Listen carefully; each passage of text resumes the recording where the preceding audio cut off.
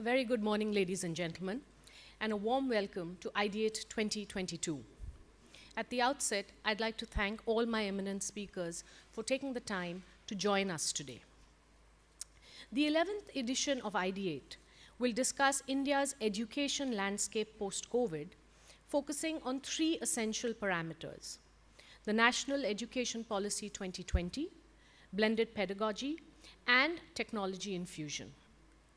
Over the years, starting from the Gurukul Vedic system to contemporary schools, there has been an evolution of India's academic content and teaching methodology.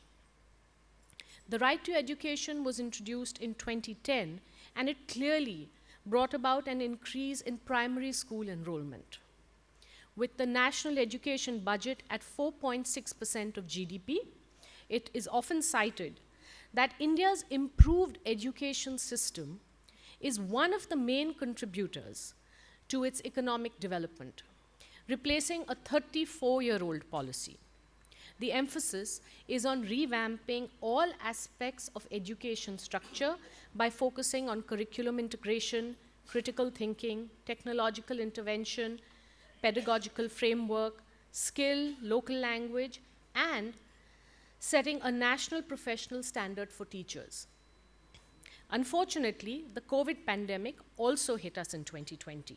And instead of taking crucial steps, education was now being delivered online, irrespective of whether the student came from urban or rural background, government schools, private schools, to the digital platform, and a massive paradigm shift was thrust upon the education institutions.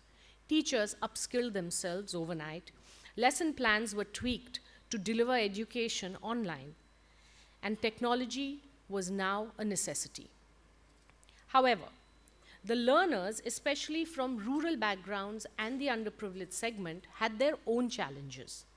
Imagine trying to study was beyond our comprehension. On the other hand, imparting education during COVID was also a learning curve that made us wiser. This must be taken into account when we are now going to move forward to implement and adapt to the new education policy with the objectives of improving quality education, learning outcomes, equity in education, as well as capacity building and digital outreach.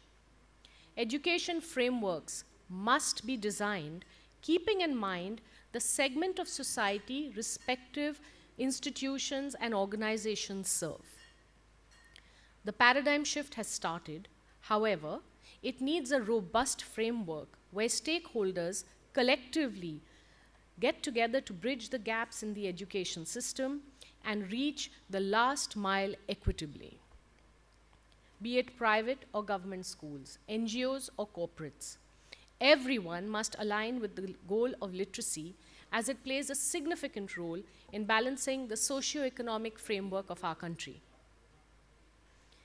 Today, at Ideate 2022, we are privileged to deliberate with eminent speakers on the best way to successfully implement the national education policy post the pandemic and share best practices to collectively move towards the learning outcomes and literacy outreach.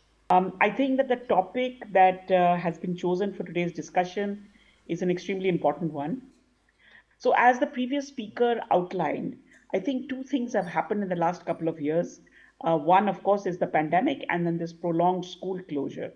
And the second is the arrival of the new education policy at the end of July 2020.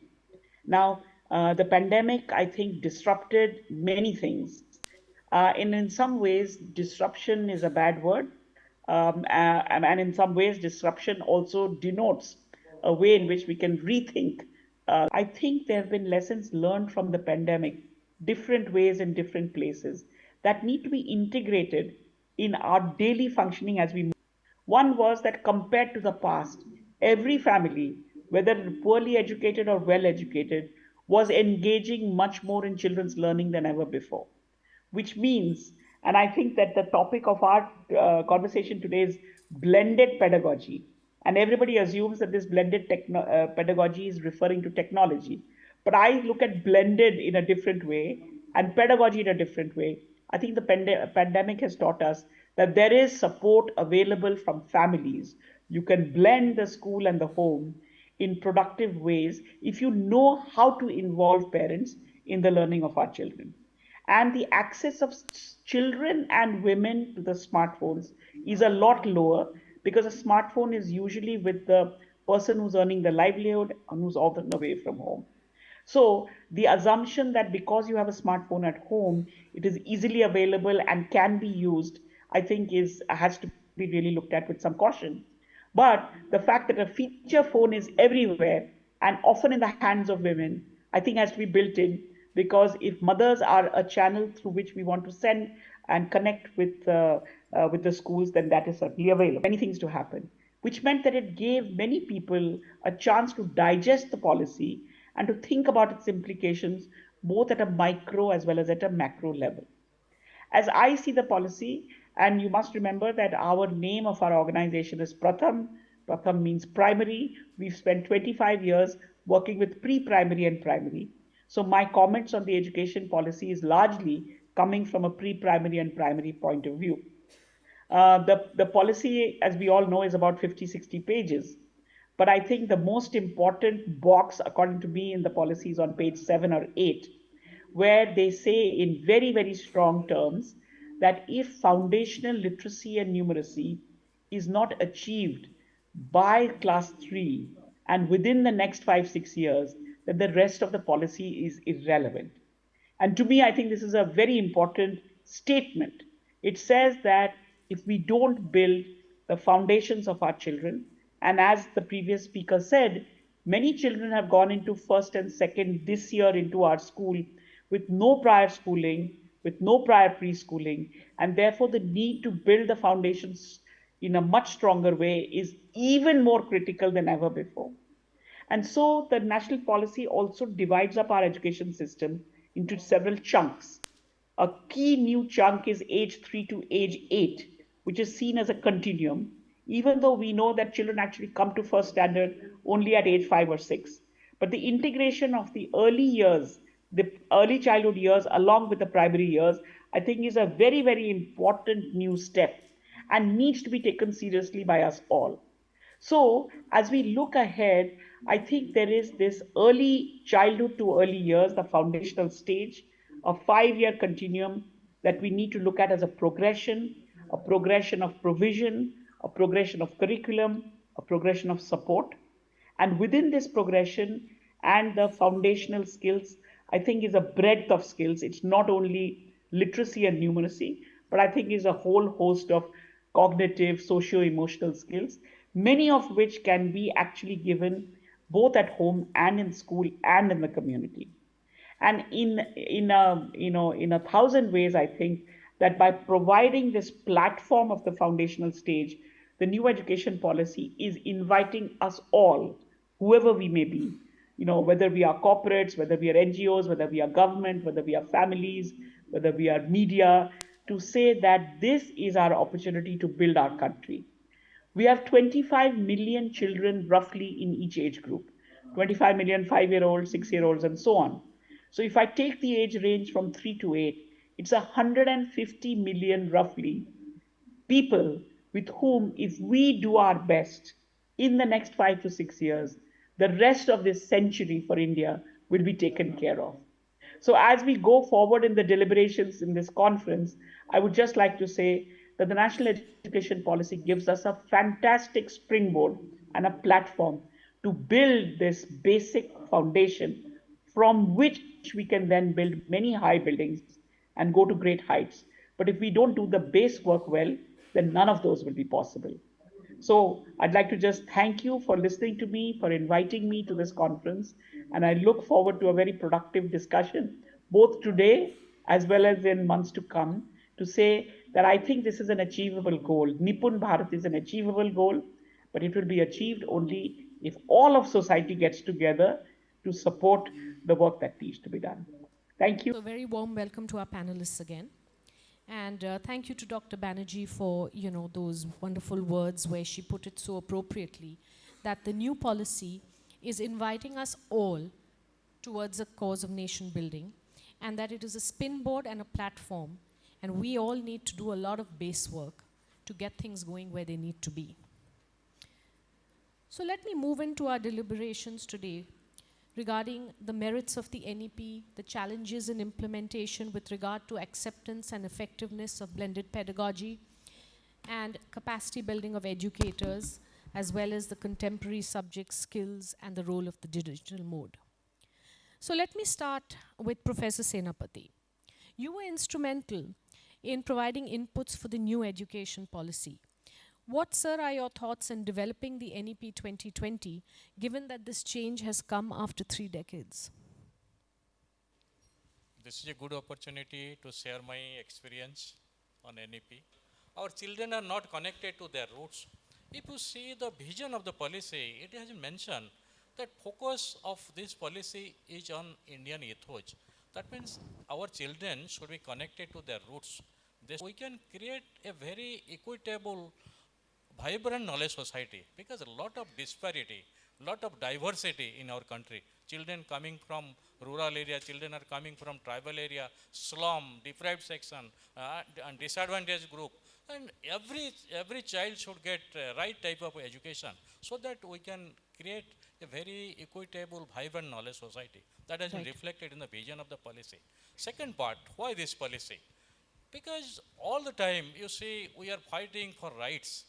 We are conscious of our rights, but we are not conscious of our duties and responsibilities. Our job as a teacher is to make our children responsible for their duties. And that focus is on sustainable development and global citizenship.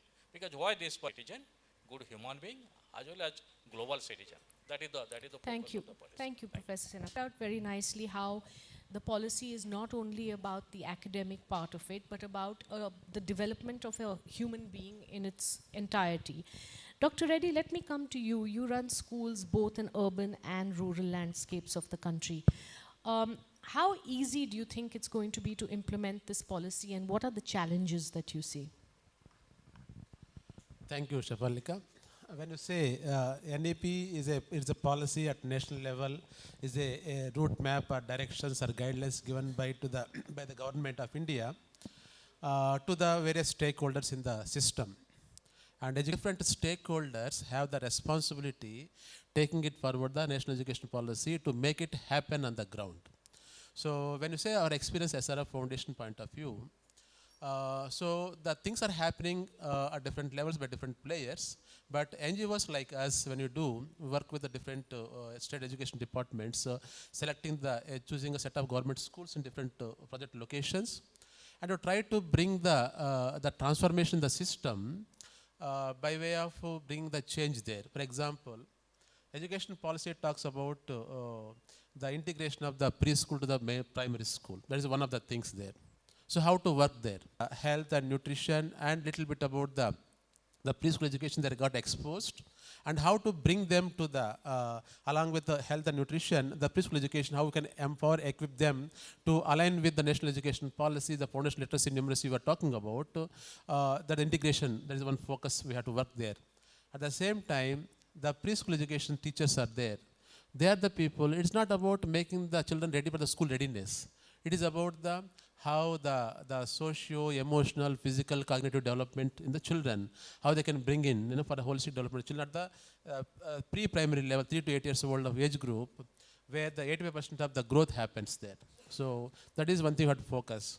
And the class 1 and 2, as per new education policy, giving the training to the teachers on hands-on experience, Yesterday I was discussing with one of my colleagues here in Bhubaneswar. Sometimes I heard that training means not bringing the people like in a big hall and having the morning to evening session and giving the orientation, training is over, they go back and implement kind of thing. It won't happen like that, Actually, they have to experience the experiential learning as a part of teacher training education, and they go back and they can follow the children there. At the same time, NAP talks about introducing of the vocational skills at the high school level, So we want to make our children educators ready for the future.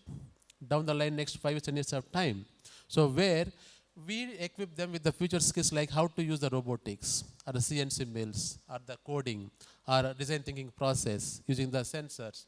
So it's a beyond the school curriculum, how to work for the future, where we have tie-up with the education department. You know, you pointed out a very important issue about teachers' skills and how we can get the teachers to go to experiential learning. So, Mr. Banuri, let me take this to you. You mentioned that one of the challenges is talent. That's something that I know you believe in. And you've expressed your views on the lack of ownership and lack of ability within a system which hinders every child's right to quality education. What, in your opinion, is an efficient way to achieve capacity building and leadership? Um, Thank you, Shifalika. I think really interesting sort of inputs from the panelists, and also Rukmini ji started off. So I think उसमें key lever ये already mention किया गया है कि बिना शिक्षक के आप कुछ नहीं कर सकते. Teacher is the epitome and like the point of delivery, service delivery. If you look at education, it's the teacher. No matter what is a policy, जब तक शिक्षक और एक बच्चे के बीच में classroom instruction interaction change नहीं होता है, no matter what beautiful policy we write, it's not going to change. The 40-minute rule is a good one.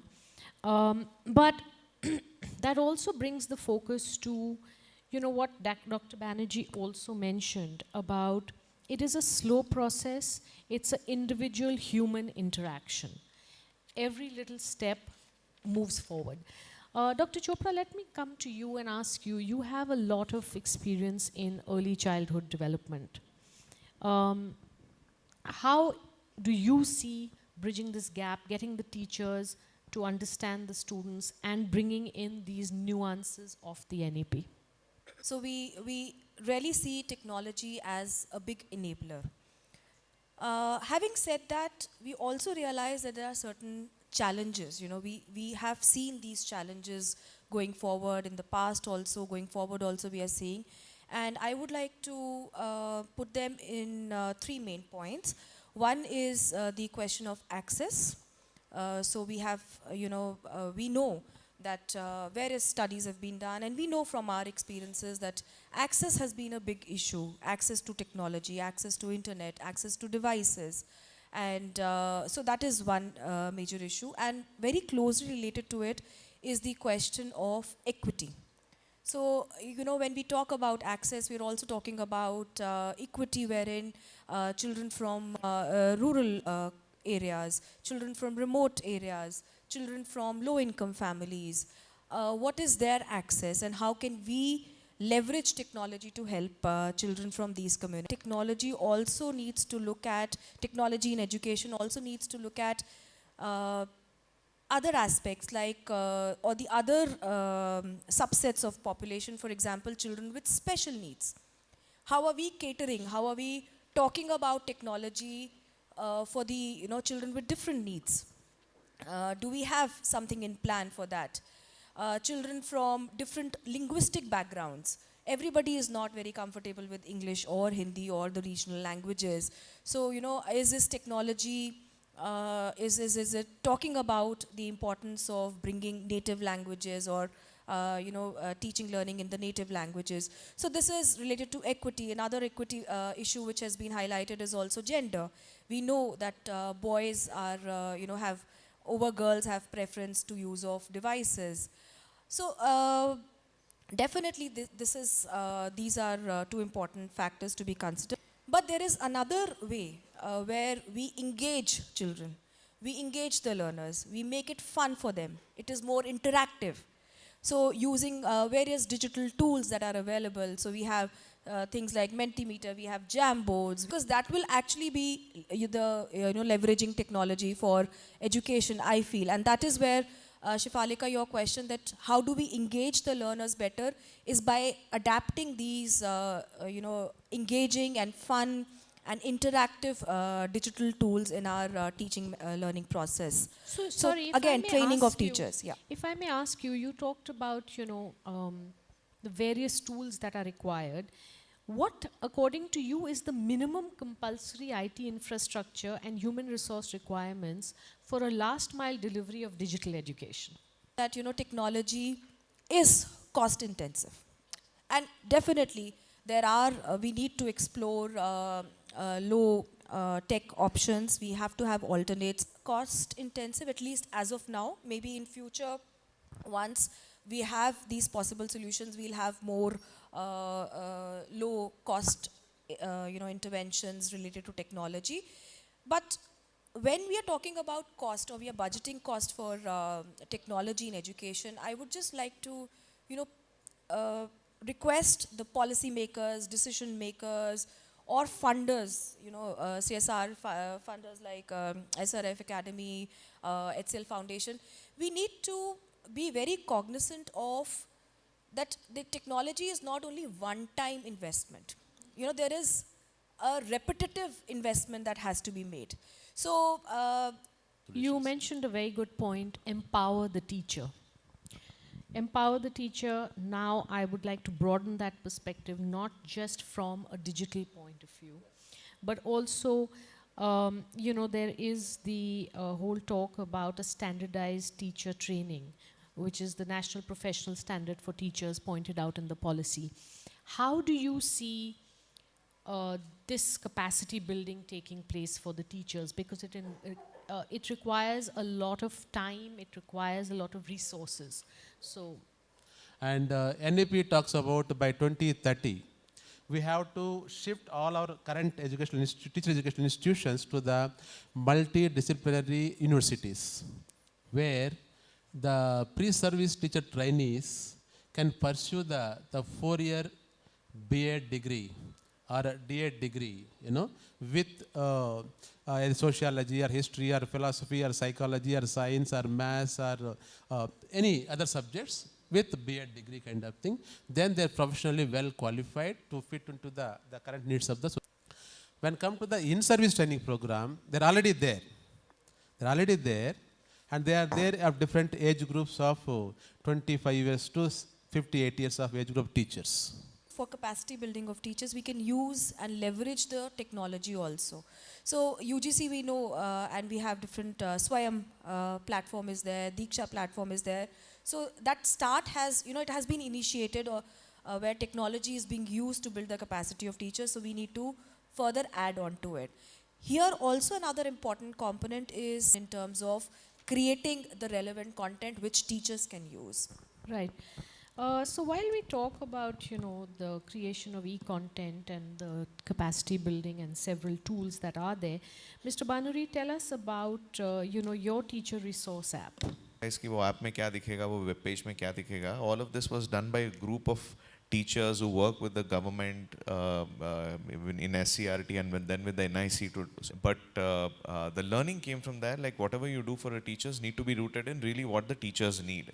That Peter Sanjay talks about systems thinking called illusion of broken system.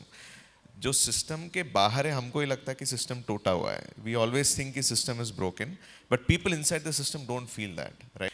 Edtech के बाद में even for teacher, I think Neelima ji ने already बोला है, but I think the way technology was used for all of these elements and the way edtech also emerged over the last 5 years, unfortunately it was more technology than education. Let it be for the children or for the teacher. So I think how do we balance out the education element in the whole edtech atmosphere is a big need. So let's take this conversation back to education. Let's take it back to, the whole concept of the value system, the concept of integrated learning, experiential learning, blended pedagogy. So Professor Senapati, if I may ask you, there is a part which in the framework that talks about the pedagogical framework for early child education up to the age of 8, which needs to be developed by NCERT.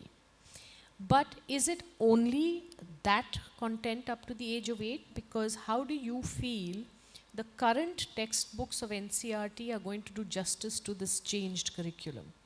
So will the textbooks need to change now? Thank you. There is need of bringing out change in the textbook, because you have to make it competency based. Recommended it will be competency based and it will be flexible. Many new subjects are going to be introduced, and vocational education is going to be an integral part of general education from class 6 onwards. And pedagogy, that means if you see the pedagogical aspect, that it is going to be, we are going to follow experiential learning, art integrated learning, sport integrated learning, ICT integrated learning, storytelling based pedagogy, and students will come to school without school bag some days. So that means keeping in view all these, we have to bring about change in the textbook. No doubt about that.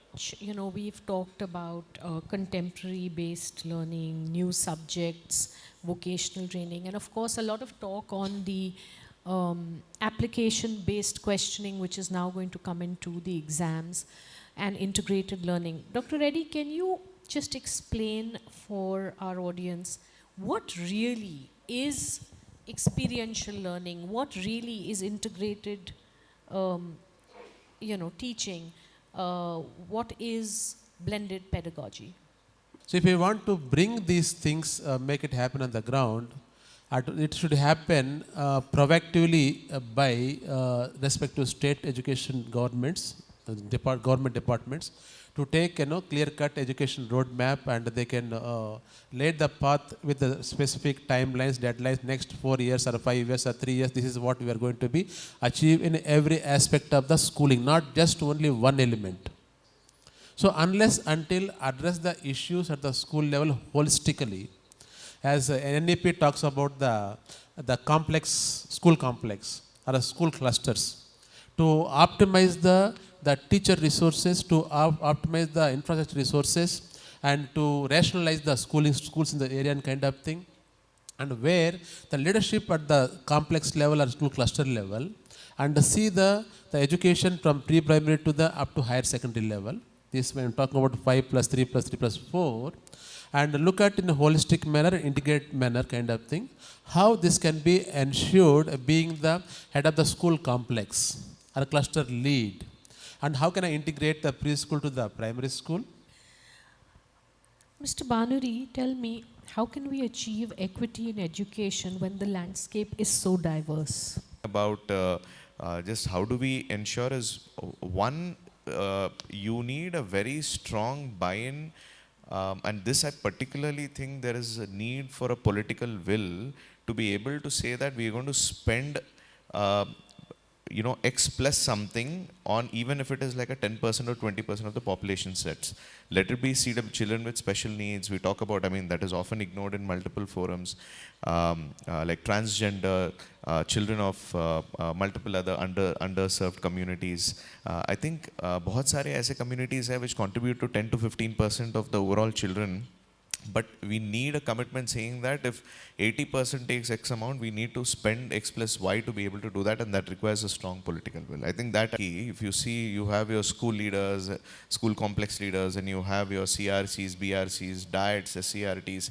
Till the time this group of people is not strengthened and empowered, there is no way that any innovation is going to sustain at a ground level. So how do you sort of focus a lot more on fix that from a ground up approach? From a top down, you obviously need a policy, but I think ground up, how do you sort of mobilize people?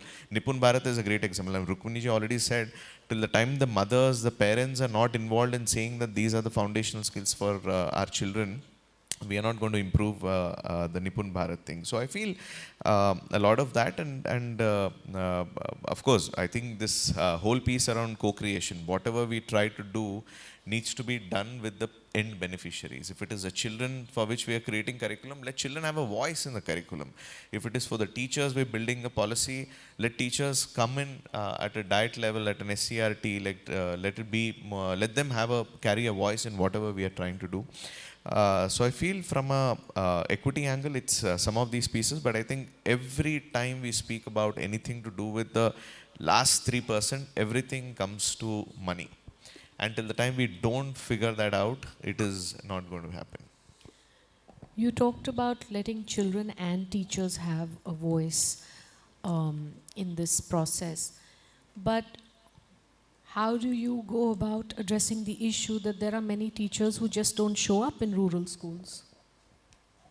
Yeah, I mean, they often say marriage, शादी तो दो चीज़ों की होती है, दो लोगों की होती है. I say for education, you need to marry three things.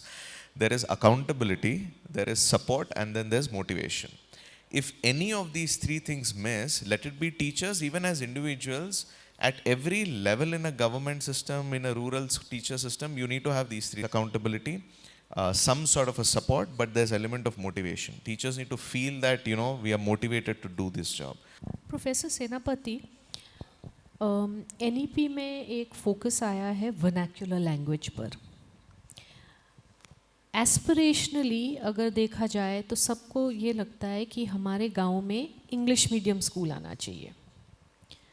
अब हम बोल रहे हैं क्लास 5 तक आप लोग अपने लोकल लैंग्वेज में, मदर टंग में पढ़िए.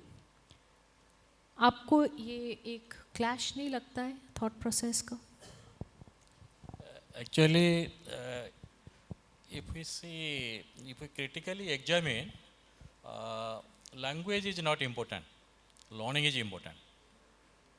And that is why what policy has emphasized that at least at the early stage, our children should learn through their mother tongue. So there's obviously a big gap in the thought process when one looks at it either from a micro or a macro level, or if somebody looks at it from an urban or a rural perspective. Because when you look at it from a rural perspective, I completely agree with you that children need support, and that support cannot be achieved in, say, English. So do you see that maybe in 5 to 7 years, there will no longer be this feather in the cap where people say English medium school? Yes, if we implement this policy in true sense, if we can develop the skills and whatever may be the language, we want our children should be creative. We want our children should be able to develop their problem solving ability, critical thinking. If we can do that, then definitely development of skills and competencies, what policy has recommended, that basic skills and competencies should develop, whatever may be the language. It's important to focus on the skills. It's important to reach out to the people. Where do you see tech infusion in 5 years in the education space?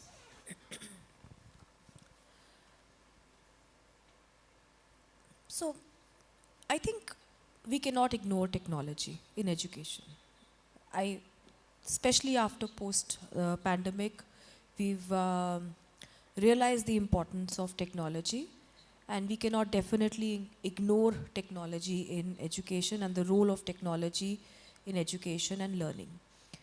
The important question is, will we be able to overcome the challenges that we are facing as of now? So, like I said, challenges related to access, challenges related to equity, challenges related to quality. Is there enough research being... To sum it up, to transform the education system, educators need to be equipped. To achieve equity in education, we need political will, role of middle management, and localized solutions. Everyone in the system must be accountable, they must get support, and they must be motivated. And for education collaborations to be trust-based is what will lead to success. With those takeaways, I think I will close this session. Thank you, everyone.